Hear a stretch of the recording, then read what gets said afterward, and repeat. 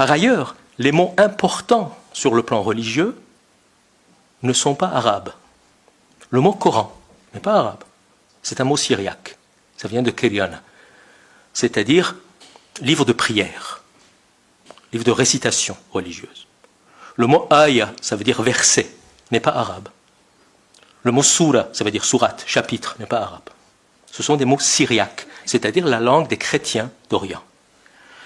Le mot qui veut dire aumône, zakot. Le mot qui veut dire prière quotidienne, salot, sont des noms syriaques. Le mot qui va signifier le pèlerinage à la Mecque, hajj, le grand pèlerinage, et le petit pèlerinage, omra, ne sont pas arabes, ce sont des mots hébreux, araméens hébreux. Donc, le Coran, d'après lui-même, appartient à une tradition biblique. À une tradition biblique.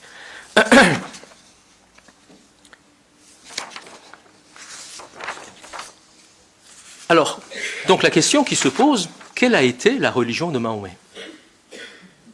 Quelle a été la religion de Mahomet? Donc, depuis un siècle et demi, il y a énormément d'études sur cette question-là. Bien sûr, tout le monde a dit, bon, il appartenait à une tradition biblique. Il ne dit pas autre chose lui-même lorsqu'il dit « je continue le message de Moïse et de Jésus ». Donc, il y a des études sur le judaïsme de Mahomet, mais quel judaïsme? Sur le christianisme de Mahomet, mais quel christianisme? On a parlé des courants. Il s'agit certainement des courants chrétiens non trinitaires, c'est-à-dire non nicéens et non chalcédoniens. Donc c'est un christianisme différent du christianisme orthodoxe, entre guillemets, de Byzance, c'est-à-dire le christianisme catholique. Il ne s'agit pas de ça. Parce que le Coran ne cesse de parler de Jésus. C'est un prophète extrêmement important dans le Coran. Mais à chaque fois que Jésus est nommé, Issa, on dit Ben Mariam, fils de Marie, pour ne pas dire fils de Dieu.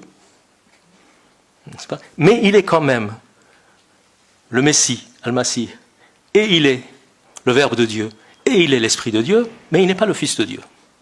Mais ça n'a rien de coranique. Beaucoup de chrétiens disaient la même chose. Des chrétiens non catholiques, justement, chassés de la Byzance. Et venus soit en Iran, soit en Arabie. Donc il s'agit des nestoriens, des arianistes, des montanistes, des monarchianistes. Tous ces courants chrétiens avaient la même christologie que la christologie coranique. Alors, il y a énormément de discussions. Personnellement, moi, j'accepte plus volontiers l'hypothèse, il faut toujours des conditionnels d'hypothèse, l'hypothèse judéo-chrétienne. Qu'est-ce que ça veut dire judéo-chrétienne? C'est un mot flou, mais je le définis. Les judéo-chrétiens, qu'on appelait des ébionites ou des nazaréens ou des nazoréens, étaient des juifs qui avaient gardé leurs croyances et leurs pratiques juives, mais qui acceptaient Jésus comme Messie et comme Christ. Donc les judéo-chrétiens étaient considérés comme des hérétiques aussi bien par les juifs orthodoxes, qui disaient non, ce n'est pas des juifs, s'ils acceptent Jésus, ce n'est pas des juifs, et ils étaient considérés comme hétérodoxes ou hérétiques par des chrétiens, parce qu'ils avaient gardé leurs croyances et leurs pratiques juives. D'ailleurs, la question se pose, pourquoi le Coran appelle les chrétiens les Nasara? Sur la mairie, enfin sur beaucoup de mairies, vous voyez la lettre Noun, n'est-ce pas? C'est-à-dire qui désigne les chrétiens d'Orient, c'est le début du mot Nasara, qui est le mot coranique pour désigner les chrétiens.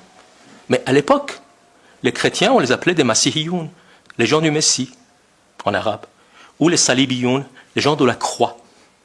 Pourquoi le Coran les appelle des Nasara? C'est peut-être la forme arabisée des Nazaréens. Mais sinon, les croyances et les pratiques nazaréennes sont massivement présentes dans le Coran. Par exemple, un monothéisme strict, refusant la divinité de Jésus, ça fait partie des croyances judéo-chrétiennes. Jésus est considéré comme Christ et Messie, mais pas comme Fils de Dieu. la croyance à l'imminence de la fin du monde